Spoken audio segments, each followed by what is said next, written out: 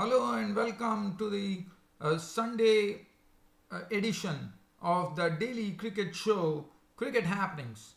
And I'm welcoming you with the news that there are going to be three match summaries on this particular edition of Cricket Happenings. The reason being, there are going to be three matches. So, first, let me do a brief not a summary. Give you a brief gist of what happened in the day. Well, the first thing, we will go to Bangladesh versus Australia. Today was the first day of the first test match between Bangladesh and Australia, which is played at the capital of Bangladesh, Dhaka. And I would say that the Bangladeshi bowlers, the Bangladeshi batsmen could not do much as on a pitch where definitely one saw that the pitch was already behaving in an odd manner, because some of the balls were actually keeping low and some of the balls were actually rearing up. So the spinners, to me, would really have it handy here. And as we saw here, the Bangladesh were bowled out for 258, with Cummins striking in the beginning, and then Ashton Agar and Lyon, the spinners, taking over. 260 all out, but I thought Bangladesh did a very good job at the close of play on the first day to nip 3 wickets out of the Aussies. They were 18 for 3 at close of play. So that is as far as, so definitely Bangladesh should be happy with this effort today of having 3 Aussie batsmen back into the pavilion. And as I said, it was a good toss for Bangladesh to win. The next match that I would like to talk about, as you know, Sri Lanka have been struggling, as you know, in the one-day series, and as I said, it was very essential that they had to keep the series alive by winning this. But unfortunately, that didn't happen. India have already won the series, as India made it 3-0 at Kandy today, when they beat the Sri Lankans by 6 wickets with a wonderful century, unbeaten century from Rohit Sharma. And with the ball, it was Jasprit Bumrah getting his maiden 5-wicket haul in in one-day internationals. So it's best bowling analysis so far. And the last match that I would like to talk about, giving you a gist of it, is England versus West Indies. West Indies definitely didn't have a good start earlier in the day, when 2 wickets fell off the first 2 balls of the day, with Shai Hope going on the overnight score of 147, and then Shane Dowrich falling for a first ball duck. But after that, they reached 427 all out, thus taking 162 runs lead, and they got England had replied with 171 for 3. So they were just 9 runs ahead of the West Indians going into the third day's play. In fact, 2 runs, not even 9 runs. 2 runs with 7 wickets remaining. So now, after completing the gist of these 3 matches, I'm going to do brief match summaries here. So I will start off with the Bangladesh versus Australia match. So talking about the Bangladesh-Australia match, so Australia, as you know, they couldn't play the warm-up match against the Bangladeshi Presidents 11, and so this was their very first match of the tour. And Bangladesh, I thought, was a very good toss to win, as one saw that how the pitch was behaving right from the first day. As I said, some balls from the spinners were rearing up, some balls were really keeping low. Bangladesh started. Cummins actually hit them hard right in the beginning, when he picked up the wicket of Soumya Sarkar, Imrul Kais and Sabir Rahman for ducks. In fact, Soumya Sarkar was out for 8 with 2 boundaries. Imrul Kais was out for a duck. Sabir Rahman was out for a duck, and it was the slip cordon, the closing cordon actually getting into the picture, with Cummins really showing some raw pace here, as he reduced the Bangladeshis to 10 for 3. But after that, 2 war horses for the Bangladeshi team, Tamim Iqbal and Shakib Al Hasan, both were actually playing in their significant test, and that was their 50th test match, and they also played a significant role in helping Bangladesh recover from 10 for 3. What they did best was to really nurture the innings, not taking any risks, not attacking the bowling, just playing the ball on merit, and they showed how their experience mattered with a wonderful partnership. From 10 for 3, they recovered in a big manner with both the batsmen adding 155 runs for the fourth wicket, and in the process, both actually picked up 50s in their 50th Test match. So a significant thing done by both the batsmen. Tamim Iqbal went on to score 71 with 5 fours and 3 sixes, and all those 3 sixes that he hit was of the bowling of Nathan Lyon, the right-arm off spinner. Shakib Al Hasan hit a lot of boundaries than Tamim Iqbal, as he struck 11 boundaries in a sweet knock of 84. But after that, there was not much. It was Ashton Agar and Nathan Lyon getting into the mix, as Ashton Agar picked up the wicket of Mushfiqur Rahim, LBW for 18 with 2 boundaries. Nasir Hussain was sent back by Ashton Agar for 23 of 3 boundaries, LBW. Mehdi Hasan Miraz fell a victim to Lyon for 18 with 2 boundaries. Tajul Islam LBW bowled Lyon for 4. Shafiul Islam was out for 13 with 3 boundaries. Mustafizur Rahman was not out on naught. And that was the end of the Bangladeshi innings. So Bangladesh were all out for 258. Cummins had 3 for 63. And Nathan Lyon and Ashton Agar bowling, doing a wonderful job. And in the process, Nathan Lyon also became the second highest wicket taker in Aussie cricket history, as he overtook not Aussie history. Shane Warne is the one who has 708 wickets in Test cricket, as we all know. And Nathan Lyon today broke the record of Richie Benaud by the late Richie Benaud by going past his 247 wickets. I reckon he now has 248 wickets. Nathan Lyon, 3 for 79 for him, 3 for 46 for Ashton Agar. Would be very happy with this performance, Ashton Agar. And looking at the Australian innings, so Australia had they had to negotiate 9 overs before close of play, and this is what happened. David Warner and Matt Renshaw started the proceedings, in fact I said 260 all out, the Bangladeshis. And Australia, well, it all started with Mehdi Hasan Miraz. Mustafizur Rahman did not bowl, unfortunately. One does not know, probably due to injury. One does not know. Shafiul Islam was the one who took the new ball, but after that it was all about spin, and all the wickets fell to spin. It all started off with the first wicket falling, that of David Warner. This was Mehdi Hasan Miraz beating David Warner with an arm ball. He was LBW ball, Mehdi Hasan Miraz for 8 with 1 boundary. Usman Khwaja was out to a silly run out. He dabbed the ball into the cover and headed across for a single where there was a non-existent one. Matt Renshaw was rooted to his crease, and in the time the misunderstanding followed, it was Usman Khwaja, Mushfiqur Rahim, the wicket keeper, showing very good presence of mind, removing his gloves and relaying the ball down to the non-strike to the end where Usman Khwaja was running, and Soumya Sarkar, brilliant. It was like he really flew. I would say he took the ball and just flew and just picked off the bails. And it was a wonderful effort. Usman Khwaja was run out for 1, and then Shakib Al Hasan, 9th watchman, was sent Nathan Lyon, but to no avail. Shakib Al Hasan, the left arm spinner, foxed Nathan Lyon with an arm ball, and Nathan Lyon was also out LBW for naught, which left Matt Renshaw not out on 6 with 1 boundary. Stephen Smith was not out on 3. And Australia had 18 for 3 on the board. As I said, one thing I can say, Mehdi Hasan Miraz 4 overs, 1 for 7 and 1 for 3. So the spinners have already started showing their tricks as I expected in this Test series. And also one thing I have to say, that I think Bangladesh are well placed in this Test. The reason being that, as I said, the ball is definitely starting to turn.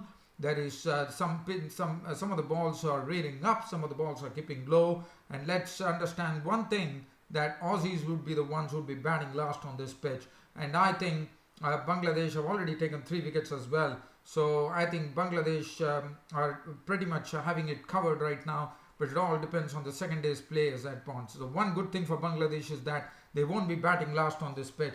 And that is something which will augur well for them in this particular Test match, with the way the pitch is behaving.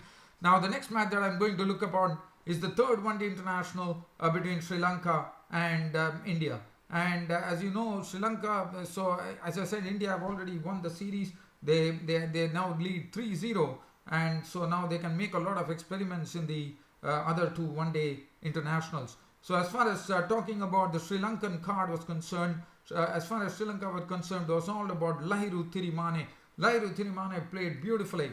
In fact, Jasprit Bumrah actually in the initial stages reduced them to 28 for 2 when he picked up both the wickets. He picked up Niroshan Dikwala LBW for 13 or 15 deliveries with 2 fours, and then he forced Kushal Mendes to actually give a catch in the slip cordon where Rohit Sharma held on to it beautifully. He was gone for 1. Chandimal contributed 36 with 4 boundaries, but the problem for Chandimal was that he was hit on the hand, on the finger by a Hardik Pandya delivery, and that meant that Chandimal will be out of this ODI series, and that's another big blow for the Sri Lankans. But Thirimane was confidence personified. As I said yesterday, he has modelled himself on the great Kumar Sangakkara, and today we saw some of those strokes coming in, and especially when he was playing Hardik Pandya, when he hit those 3 consecutive boundaries in an over, that was a real treat to watch. How majestic he was in his timing. So Thirimane was the highest scorer with 80 with 5 fours and 1 6. Angelo Matthews made 11 with 1 boundary of 23 balls. In fact, Thirimane made 80 of 105 balls with 5 fours and 1 6. Angelo Matthews 11 of 23 with 1 4. Kapagadra, the captain, was bowled by Akshar Patel for 14 of 22 balls, 1 4. Srivardhana was castled by Bumrah for 29 of 27, 4 fours. Dhananjaya was clean bowled by Bumrah for 2. Chamira ran out 6. Fernando not out 5. Malinga not out 1.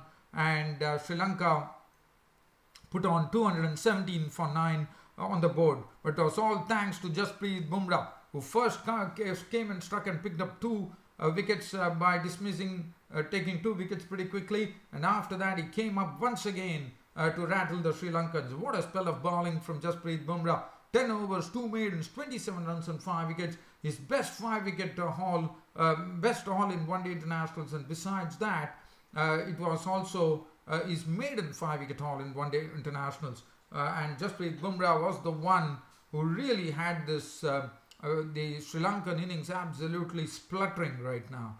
Bhuvaneshwar Kumar, 9 overs, 2 maidens, none 41. Then Chahal, 10 overs, no maiden, none 49 was a bit costly. Pandya, it was 142. Akshar Patel did a fine job as he has been doing in this ODI series so far. 10 overs, 1 maiden, 1 for 35. Jadhav, 3 overs, 1 for 12. Now India were given and as I said, Sri Lanka never looked like getting going. Barring Lahiru Thirimane, who made 80, there was not much to really talk about. But as far as the Indian innings was concerned, they had to make 218 to win the match. And their beginning was not good. Lasith Malinga uprooting the stumps of Shikhar Dhawan, and Shikhar Dhawan insurgent onto the stumps of 3 balls with 1 4. And Virat Kohli trying to flick a ball to long leg of the left arm pace bowler Vishwa Fernando was caught by Chamira. And then KL Rahul's wicket, KL Rahul's wicket was taken by Akila Dhananjaya. Akila Dhananjaya once again struck, picking up 2 wickets pretty quickly. He picked up the wicket of KL Rahul. He picked up the wicket of KL Rahul pretty quickly, caught by Thirimane very well for 17 with 2 boundaries, and then Kedar Jadhav was LBW by Dhananjaya from North, and once again Akil Dhananjaya striking with 2 wickets plunged India to 61 for 4 as he did the last time. 61 for 4 was the score, and it was Rohit Sharma who was the one who was holding the fort for India as the previous match hero Mahendra Singh Dhoni, the former captain, joined Rohit Sharma. Both decided to have a real wait and watch approach. They were in no hurry. They took their time at the crease, and they really studied the situation very well. They nurtured the innings beautifully, and they knew it was just a small target. It's only a matter of getting in. And then we saw Rohit Sharma unveil some glorious strokes in his 6th ODI century, which scored 100. There was no looking back for India. Once at 6 from 61 for 4, there was no looking back, as it was a real march forward to winning the third one-day international by 6 wickets without any further mishap. Rohit Sharma finished on an unbeaten 124 of 145 deliveries, 16 fours and 2 sixes. Dhoni finished on a very compact 67 of 80, unbeaten 67 of 86 balls with 4 fours and one beautiful six being hit. And what a partnership from 61 for 4. It was a partnership that had all the makings, as I said, 160 odd partnership taking India home, and India actually sealing the series 3-0 with 2 to go. And as I said, the next 2 matches which would be coming will be a sort of an experiment for India. Malinga 5 overs, 1 for 25. Vishwa Fernando bowled very well, I thought. 8.1 overs, 2 minutes, 1 for 35. Chamira 10 overs, 1 minute, none for 59 was costly. Matthews 3 for 17. Akila Dhananjaya once again showing his value to the team. 10 overs, no maiden, 2 for 38. And Milinda Srivardhana 9 overs, going for 43. Jasprit Bumrah was given the man of the match award, and I thought that was the right choice as well, even though Rohit Sharma scored a century. Now let's look at the last match, which we are talking about, the England versus West Indies second day's play. West Indies did not have a great start at all. In fact, they had a horrid start. As Shai Hope, the very first ball, Anderson picked up 2 wickets on the very first 2 balls of the second day, when he forced Shai Hope to give a catch behind the wickets for 147 without adding to his overnight tally. 147 of 23 boundaries, and also the very next ball, Shane Dowrich, the wicketkeeper batsman, was out for a first ball duck caught by Root for duck, and that meant that they were in some real trouble when the wickets went. But it was a counter-attack coming in from Jason Holder and Jermaine Blackwood. Jermaine Blackwood, as you know, he likes to play his strokes. He really launched into the English bowling. Jason Holder, on the other hand, also adopted a counter-attacking approach by hitting a lot of boundaries. In fact, he went after one of the particular bowlers. I think it was Chris Wokes, of whom Holder actually scored 3 consecutive boundaries in a single over, and these were all beautiful shots. One was a swivel pull, the other was a beautiful back foot drive, and then the shot of the day, I could say, when Jason Holder creamed Wokes through the cover region for 4. What a partnership. That was the only partnership that really helped West Indies recover, I would say, after those early blows in the morning, which took the score from 329 to a 74-run partnership. It took the score past the 400 mark, with West Indies accumulating the lead there. And the contribution from both the batsmen. Blackwood made 49 of 63 deliveries, 7 fours, he was run out. Jason Holder made 43 with 7 boundaries. Wokes getting his first wicket in his comeback, which would have really warmed the cockles of Wokes' heart here. Shane Dowrich, Jason Holder 43. Kemar Rose and Ronald Singh. Then there was a stubborn 10th wicket partnership that happened. Shannon Gabriel, eligible bowled Stokes for 10 with 1 boundary. Anderson picked up a 5-wicket haul, 29 overs, 7 maiden, 76 runs and 5 wickets. 1 wicket apiece to Broad and Wokes, 2 to Stokes. As far as England were concerned, so West Indies did a fine job. I thought they recovered very well, and they took up a 162 runs lead in the first innings. And then England started their second dig, and Alistair Cook and Mark Stoneman Mark Stoneman was looking much more compact at the crease. But Alistair Cook, what I liked about the West Indies bowling, they really bowled to a plan with Alistair Cook, not giving him any liberties or not giving him any room whatsoever to play the cut shot or his favourite drives or anything with her. They bowled a tight line to Alistair Cook, and in the end Alistair Cook was the first victim to go when the Shannon Gabriel and Kemar Roche had done a good job with the new cherry, but the first change, Jason Holder, the captain, was the one who gave them the breakthrough when Alistair Cook was caught behind by Dowrich at the bowling of Holder for 23 with 2 boundaries.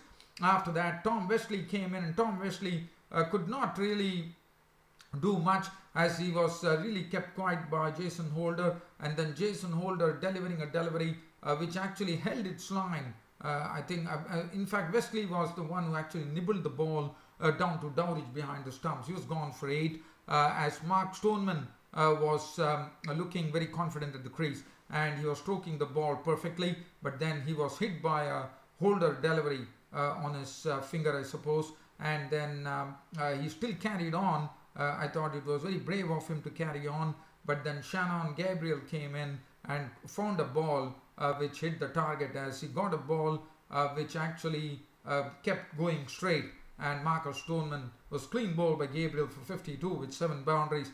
And in the end, it was Joe Root not out on 45, David Mallon could have also been gone, but he was dropped. So the West Indies fielding need to really perk up, I would say. But the score at close of play for England on the second day read 171 for. They were only 2 runs ahead with 7 wickets still standing. But this pitch, it's not an easy pitch, I can definitely tell you that. There are certain balls which are keeping low as well, so it's not good news. And to me, in this particular match, I think the spinners will be in sharp focus as the days go on. And I'm expecting Devendra Bishu to play a good role. And England, one would understand that West Indies would be the one who would be actually batting last on this particular pitch. But we did not see a lot of Devendra Bishu, unfortunately. 2 overs for 11 runs. Joe Root, probably tomorrow all eyes will be on Joe Root, whether he can break the record of A.B. de Villiers of 1250s and go past him and get his 13th consecutive Test 50, and that I truly he deserves it. He was not out on 45 with 9 well hit boundaries. David Mallon not out 21 with 2 boundaries, as England closed the day on 171 for 3. Another 2 runs separate them. There's just a 2-run lead for them with 7 wickets still intact.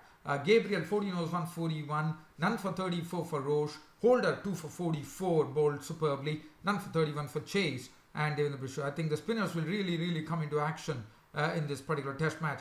But before I go, just a synopsis here of the 24th match which was played yesterday between Trinbago Knight Riders and Jamaica Talawas. Trinbago Knight Riders went on to a tall total of 208 for 6, which was smashing innings from Brendan McCullum, 91 of 62 deliveries, 5 fours and 6 sixes, 42 coming from Colin Munro's bat of just 24 deliveries, 2 fours and 3 sixes. Bravo thumping 28 of 13 deliveries, 1 4 and 3 sixes, 208 for 6 was the tally. Jamaica Talawas replied. They put up a good challenge, I thought, for 172. It was led by Kumar Sangakkara, the captain, who made 53 of 36 deliveries, 6 fours and 2 sixes, and 32 coming from Simmons of 19, 1 4, 3 sixes, 30 of 21 deliveries for Roma and Powell. But in the end, nothing mattered, as it was the Trinbago Knight Riders who were enjoying a real wave of success in the CPL 2017, as they were the ones who actually picked up a victory. Well, dear fans and subscribers, always a pleasure to bring this Cricket Happening show to you every time, and I'll be back with more cricket happenings tomorrow on my next cricket broadcast. Till such time, it's sayonara.